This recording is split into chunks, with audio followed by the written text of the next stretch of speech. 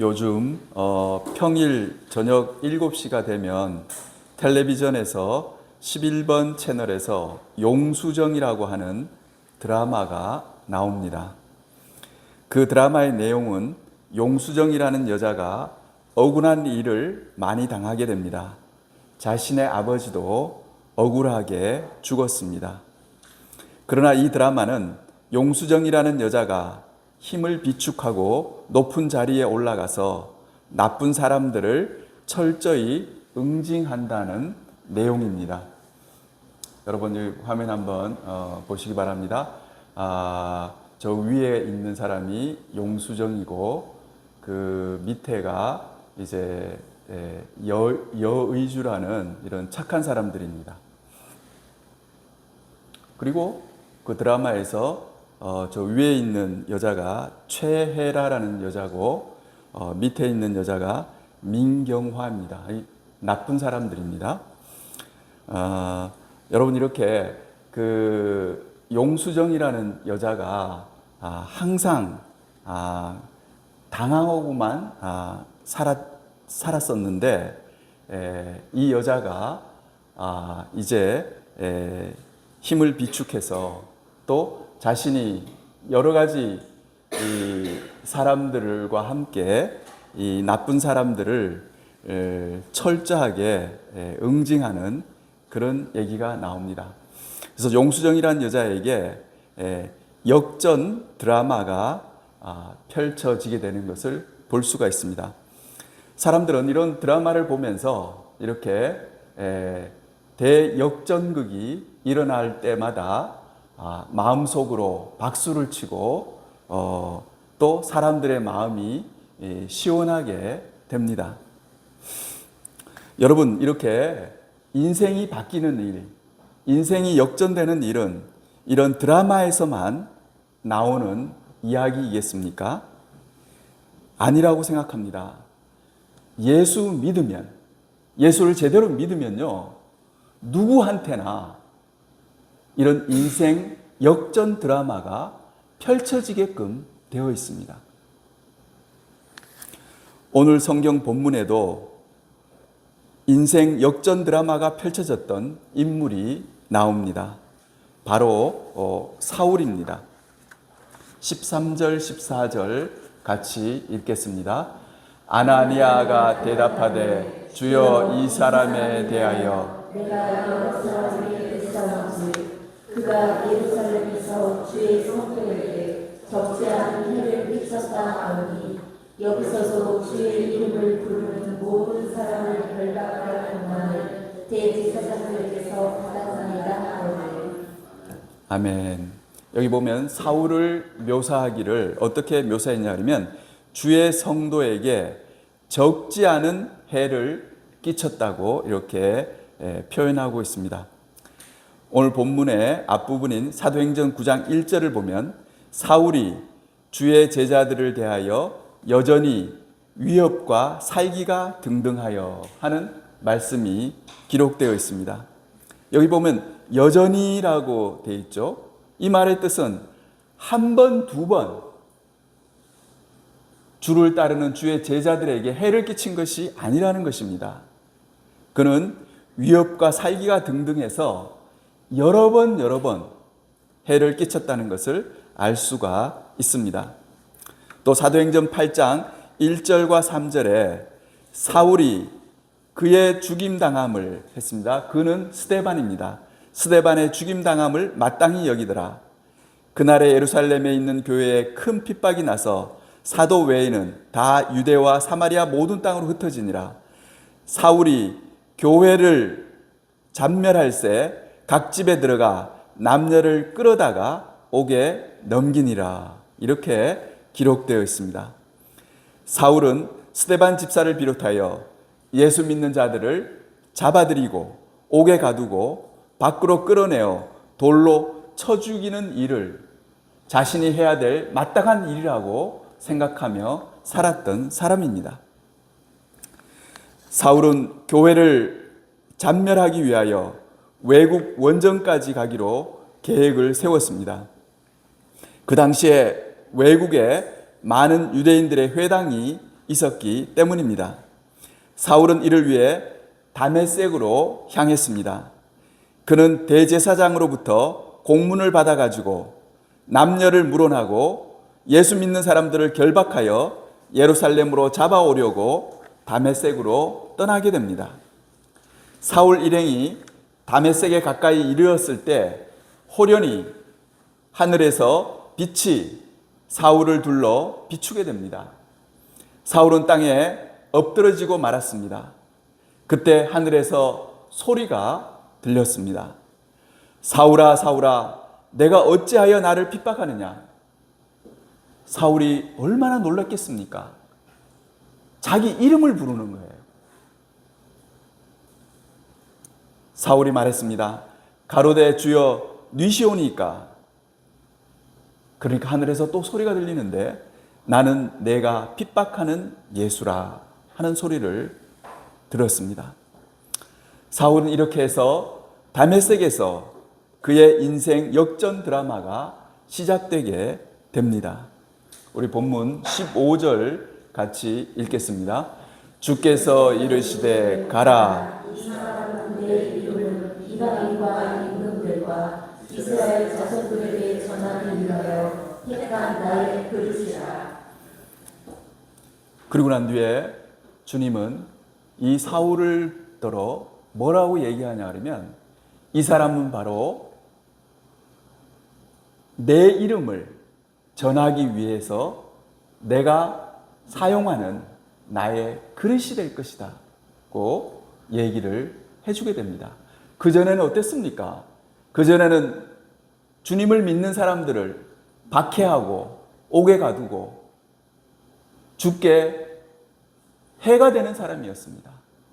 그러던 사람이 이제는 어떻게 하나님이 쓰시고자 하냐 그러면요, 내 이름을 위하여, 내 이름을 전하기 위해서 택한 나의 그릇이라고 이렇게 얘기하고 있습니다.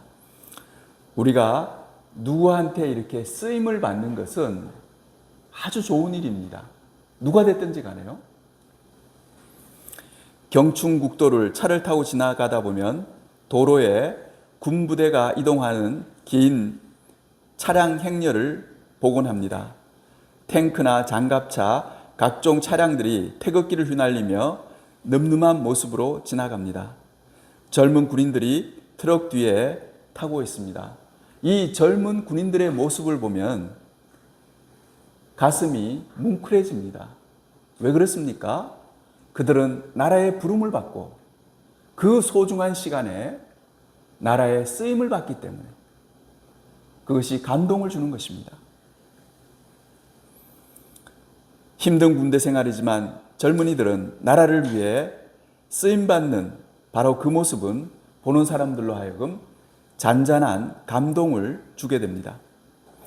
바울에게도 인생 역전 드라마가 일어났는데 어떤 역전 드라마냐 하면요, 주님께 무익하고 주님께 해를 끼치던 사람이 주님께 쓰임받는 사람으로 변화된 것입니다.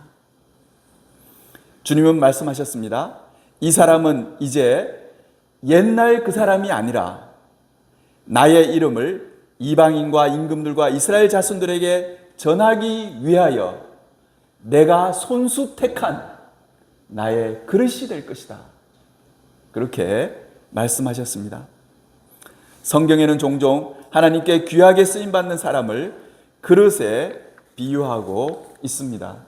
디모데 후서 2장 20절에 제가 읽어드리겠습니다. 큰 집에는 금그릇과 은그릇뿐 아니라 나무그릇과 질그릇도 있어 귀하게 쓰는 것도 있고 천하게 쓰는 것도 있나니, 이렇게 되어 있습니다. 여러분, 큰 집에 가면요 그릇이 많이 있습니다. 그 그릇 가운데는 금그릇과 은그릇도 있고 나무그릇과 질그릇도 있다는 거예요. 귀하게 쓰는 그런 용도의 그릇이 있고 또 천하게 쓰는 그런 그릇이 있다고 말씀하고 있습니다. 여러분이 화면 한번 보시기 바랍니다. 저기 나와 있는 저 그릇은 비교적 귀하게 쓰는 그릇입니다. 뭐 손님이 왔다거나 또 귀하게 대접해야 할 때 아마 주인은 저 그릇을 꺼낼 것입니다.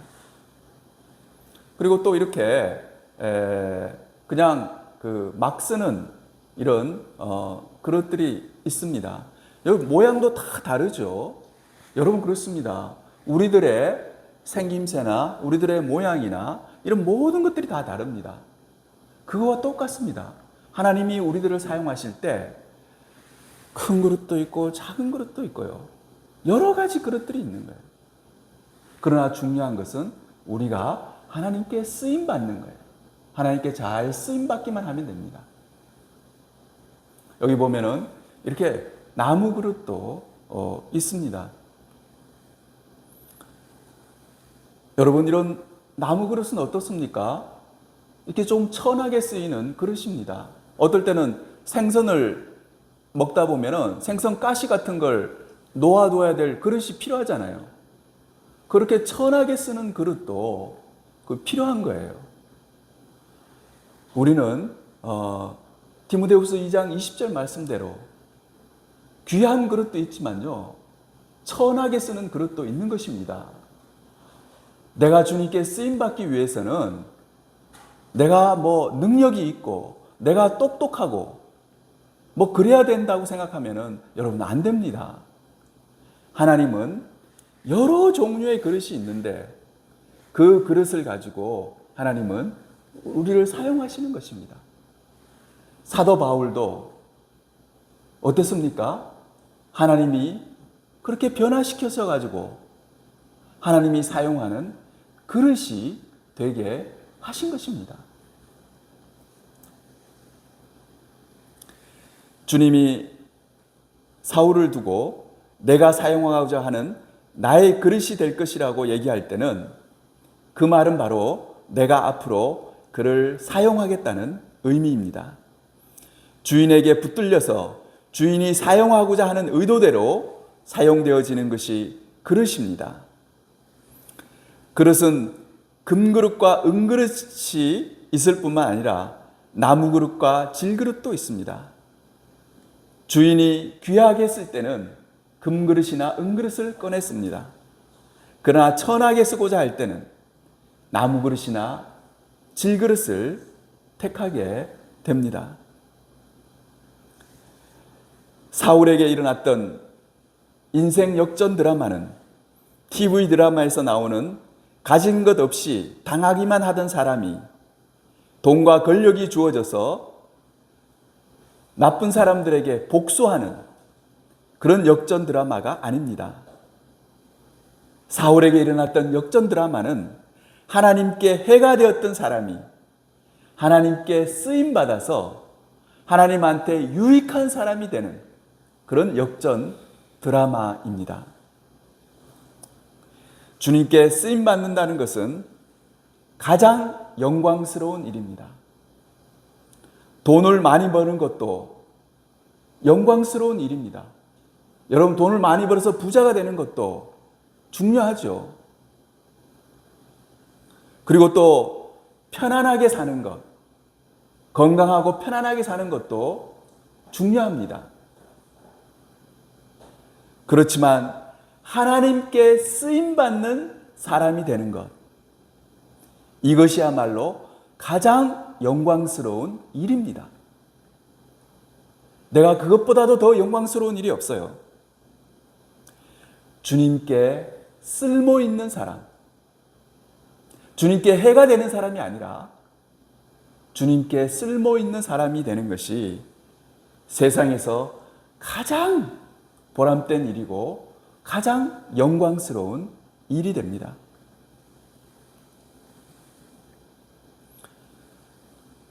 저희 집사람은 뇌수술을 해서 몸이 많이 약해졌습니다. 집에서 지낼 때 제가 집사람한테, 집사람이 예쁜 옷을 입고 있어요. 그래서 오늘 당신 예뻐졌네, 또는 당신 똑똑한데 하는 이런 말보다도 집사람이 더 좋아하는 말은 그냥 집사람이 차려준 내가 음식을 먹고 난 뒤에 여보, 당신 쓸모있네. 그 말을 하면은 그걸 제일 좋아해요. 여러분들도 한번 그래 보세요. 좋아하나 안 하나? 아, 사모님 쓸모있네요. 그래 보세요, 그냥. 미친 척하고.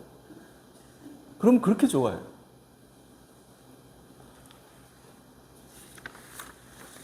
여러분, 그릇은 자체로 움직일 수가 없습니다. 여러분, 그릇이 막 혼자서 막 옮겨 다닐 수가 없잖아요. 그래서 그릇은 내가 이렇게 쓰임 받겠다, 저렇게 쓰임 받겠다 라고 주장할 수가 없어요. 그릇이 막 그러는 거예요. 나는 이렇게 쓰임 받았으면 좋겠다. 말이 안 되는 소리죠. 그릇은 주인의 의사대로 쓰임을 받게 됩니다. 쓰임 받을 수도 있고 쓰임 못 받을 수도 있는 거예요. 만약 내가 하나님께 쓰임 받는 그릇이 된다면 그보다 더 기쁜 일이 없습니다. 그리고 그보다 더 영광스러운 일이 없습니다. 우리 16절 말씀 같이 읽겠습니다. 그가 내 이름을 위하여 얼마나 고난을 받아야 할 것을 내가 그에게 보이리라. 아멘. 주님께 이제 쓰임받는 그릇이 되려고 하는 사울에게 하나님이 뭐라 그러시냐 그러면 너는 내 이름을 위하여 얼마나 고난을 받아야 할 것을 내가 너에게 보이리라. 이렇게 말씀을 하는 것을 볼 수가 있습니다. 그 사울에게 뭐라 그러냐 그러면요, 뭐 좋은 얘기를 하는 것이 아니라 너는 반드시 고난을 받아야겠다, 받아야 한다, 그렇게 말씀을 하시는 것을 볼 수가 있습니다. 이 구절을 영어로 한번 보겠습니다. 영어로 보면요, 저 뒷부분에 이렇게 되어 있습니다. He must suffer for my name, 이렇게 되어 있죠. 여기 중요한 단어가 must라는 단어입니다. 반드시 고난을 받아야 된다는 거예요. 나의 뜻대로 내가 사용하는 나의 그릇이 되려면 너는 앞으로 어쩌면 고난을 받게 될 것이다, 이렇게 말씀하지 않았어요. 뭐라 그랬냐 그러면 반드시 must 고난을 받아야 한다, 그렇게 말씀을 하신 것입니다. 여러분, 그렇기 때문에 우리가 주님께 쓰임받는 사람, 주님의 사람이 되면은 어떻게 해야 됩니까? 이걸 알아야 됩니다. 반드시 나에게 고난이 임하게 되는구나, 그렇게 알아야 돼요. 고난이 막 임했을 때 아니 이게 웬일이야, 내가 주님 위해 살고자 하는데 왜 나에게 이렇게 많은 고난이 다가오지? 하고 놀라지 마세요. 여러분 잘못 생각한 겁니다. 제가 여러분에게 오늘 전해드리고자 하는 것 중에 가장 중요한 것이 바로 이것입니다. 하나님은 사울에게 이렇게 말씀하신 거예요. must suffer. 반드시 고난을 받아야 된다. 100%. 무슨 얘기인지 아시겠죠?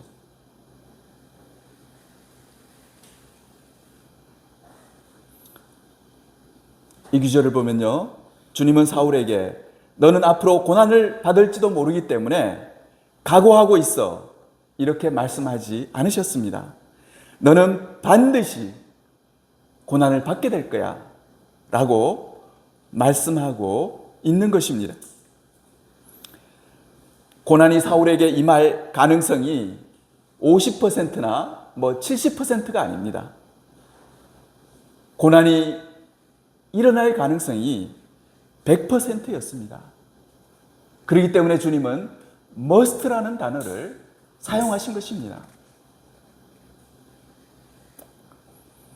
주님께 쓰임받는 그릇이 되기 위해서 이렇게 100% 반드시 고난을 받아야 하는 이유가 무엇일까요? 그 이유는 하나님은 겸손한 사람, 자기가 낮아져 있는 사람을 쓰기를 원하시기 때문입니다. 음식점 주인이 종업원을 고용하고자 했습니다. 종업원을 고용할 때 여러 사람을 면접을 보고 그 중에 어떤 사람을 택하냐 그러면 겸손한 사람, 자기가 낮아져 있는 사람을 택하게 됩니다.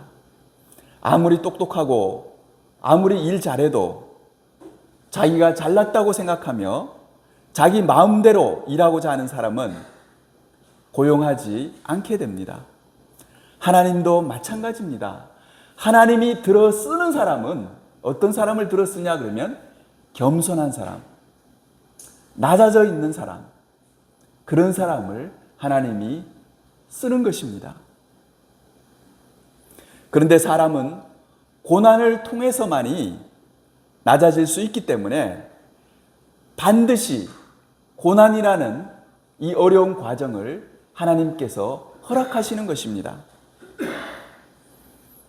사람은 고난을 통해서 자기가 별거 아닌 존재구나, 나란 존재는 약한 존재구나, 아무것도 아니구나 하는 것을 깨닫게 되는 것입니다. 신명기 8장 2절입니다. 같이 읽겠습니다. 내 하나님 여호와께서 이 40년 동안에 내게 강나길을 걷게 하신 것을 기억하라. 이는 너를 낮추시며 너를 시험하사 내 마음이 어떠한지 그 명령을 지키는지 지키지 않는지 알려 하시니라. 아멘. 하나님이 이스라엘 백성을 애굽에서 끌어내서 그 다음에 그 가나안 땅까지 가는데 그 거리가요 일주일 내지 길어야 열흘이면 갈 수 있는 거리입니다. 근데 하나님은 이스라엘 백성을 어떻게 했습니까? 그 광야에서 뺑뺑이를 돌리신 거예요. 몇 년 동안? 40년 동안. 여러분 열흘 갈 거리를 40년 동안 돌았다고 생각해 보세요. 하나님이 왜 그렇게 하셨습니까? 여기 보니까 왜 그렇게 했는지가 나옵니다. 그렇게 한 이유는 이는 너를 낮추시며 했습니다. 우리를 낮추기 위해서, 낮아지게 하기 위해서 하나님은 우리에게 고난을 주시는 것입니다. 춘천 시내 한복판 요지에 빌딩을 소유하고 있는 한 분이 계십니다. 남자분입니다. 이분은 음란폐설을 입에 달고 사는 사람입니다. 또 놀라운 것은 부인도 있고 교회도 다닌다는 사실입니다. 물론 교회를 제대로 다니지는 않습니다. 그러니까 뭐 남자들이 여러분들 얘기하는 거 알죠? 계속 그런 음란한 얘기만 계속 하는 거예요. 이 사람은 돈도 있고 뭐 빌딩에 가게 세를 놓고 지내기 때문에 교만이 하늘을 찌릅니다.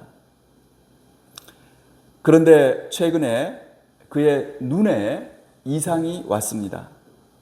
동공이 이제 다 썩었다고 합니다. 썩어 들어갔다고 해요.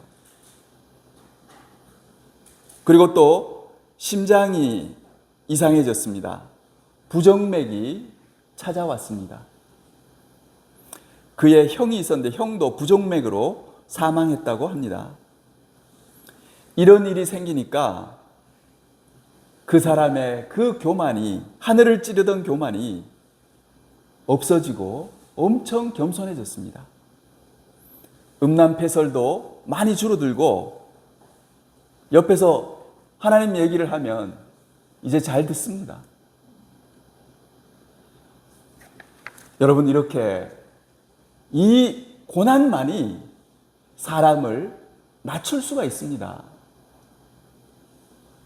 하나님은 그걸 아시고 고난을 통해서 우리들을 낮추시는 거예요. 고난 없이는 낮아지지 않기 때문에. 하나님은 이스라엘 백성도 낮추시기 위해서 40년 동안 광야를 헤매게 하신 것입니다.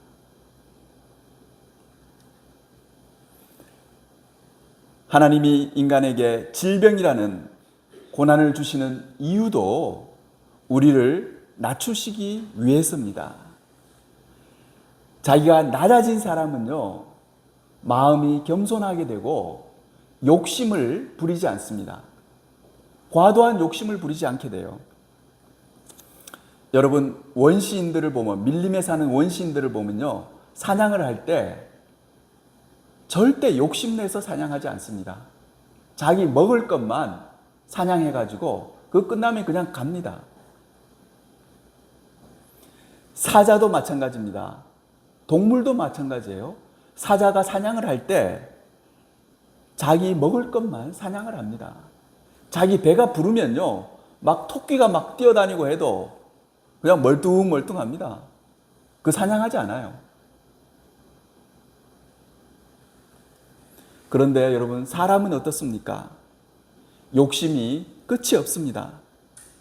돈을 많이 가진 사람인데요, 어디 뭐 좋은데 돈 벌 수 있는 그런 가게가 있다든지, 돈 벌 수 있는 쾌가 있다든지, 뭐 부동산이 있다든지, 그러면은 어떻게 하는지 압니까?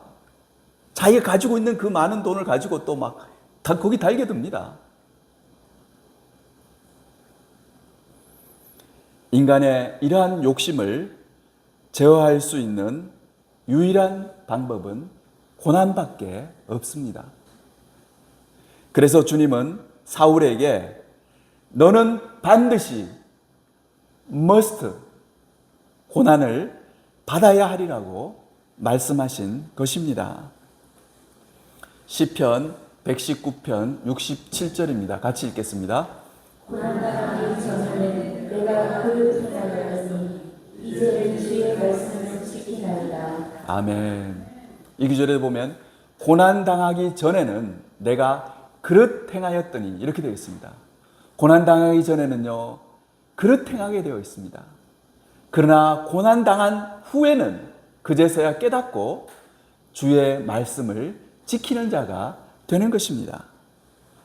시편 119편 71절입니다. 같이 읽겠습니다. 고난함 없이 내게 이르리라. 이로 인하여 내가 주의 윤례를 배우게 되노라이다. 아멘. 고난은 힘든 것입니다. 괴로운 것입니다. 어떨 때는 죽을 것만 같아요. 그런데 이 구절을 보면은 고난당한 것이 내게 유익이라고 되어 있습니다. 왜냐하면은 이 고난을 통해서 하나님의 말씀, 주의 율례를 배우게 되었기 때문입니다. 여러분, 이 말씀이 여러분들의 고백이 되기를 원합니다. 여러분도 그런 고백을 해야 됩니다. 고난당한 것이 내게 유익이었습니다. 저는 그 고난을 통해서 하나님을 알게 됐고, 하나님의 마음을 이해하게 됐고, 주님을 위해서 살게 되었고, 하나님의 말씀을 깨닫게 되었습니다. 여러분, 그런 고백을 할 수 있어야 됩니다. 여호수아서를 보면 하나님께서는 가나안 족속 중 일부를 남겨 두셨습니다. 이스라엘 백성이 가나안 땅에 가서 그 살고 있었던 가나안 족속들을 대부분 다 멸했습니다. 그러나 일부는 하나님께서 남겨 두셨어요. 왜 하나님께서 가나안 족속을 진멸하지 않고 남겨 두셨을까요? 그 이유는 그들을 남겨두어 이스라엘 백성이 하나님을 잘 섬기는지 시험하고자 하셨습니다. 즉 가시를 두어 이스라엘에게 경각심을 불어넣어 주시려고 했던 것입니다. 그들이 아무 때나 쳐들어오는 것이 아니었습니다.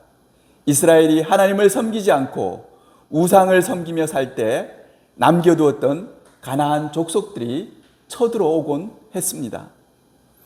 이렇게 고난은 주님을 따르는 사람에게 꼭 있어야 하는 것입니다. 이것 없이는 교만해지기 때문입니다. 말씀의 결론을 내리도록 하겠습니다. 오늘 본문에서 주님이 말씀하신 대로 사도 바울에게는 갖가지 고난이 있었습니다. 고린도후서 11장 24절 25절입니다. 같이 읽겠습니다.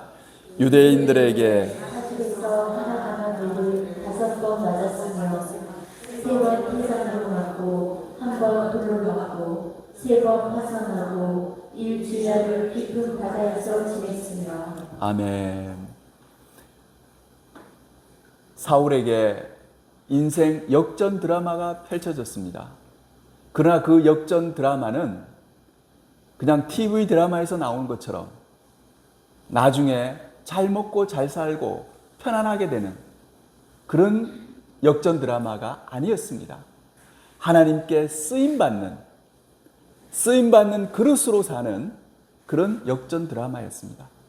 그러나 하나님이 사울에게 얘기한 그대로 너는 반드시 고난을 받아야 될 것이다 말씀하신 그대로 일어났습니다. 바울은 40에 하나 감한매 39라는 얘기입니다. 5번을 맞았다고 되어 있습니다.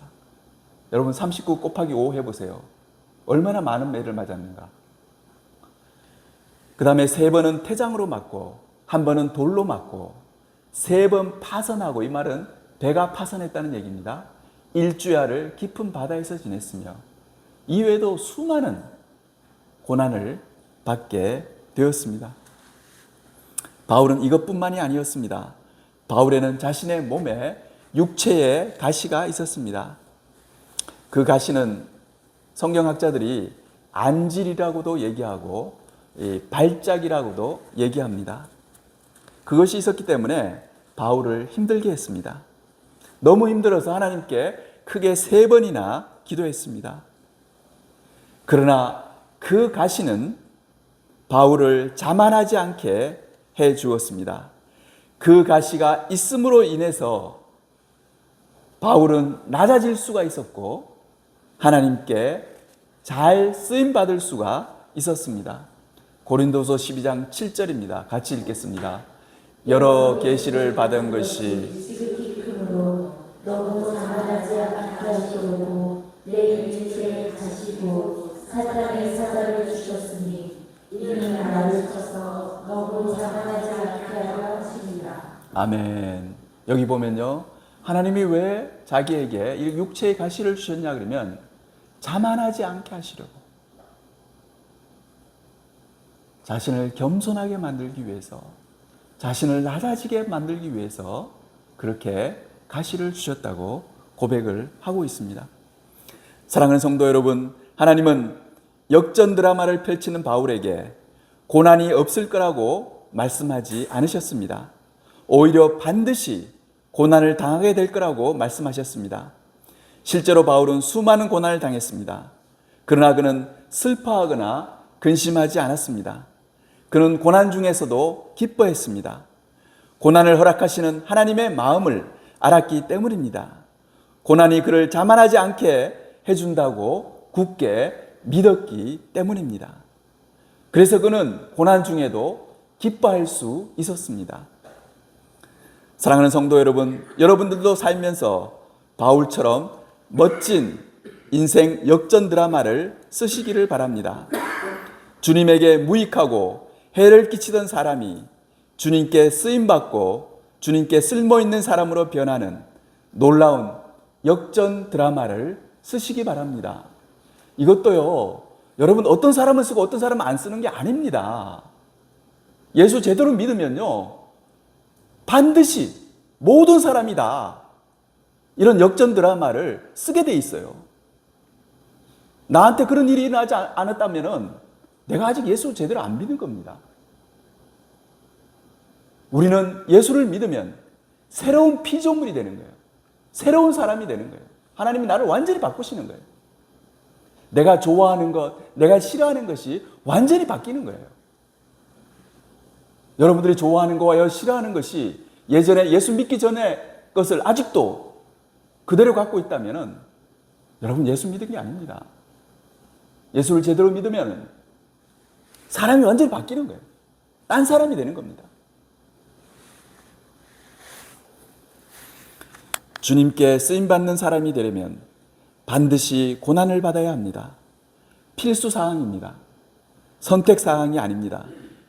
왜냐하면 고난을 통해서만이 우리가 낮아질 수 있기 때문입니다.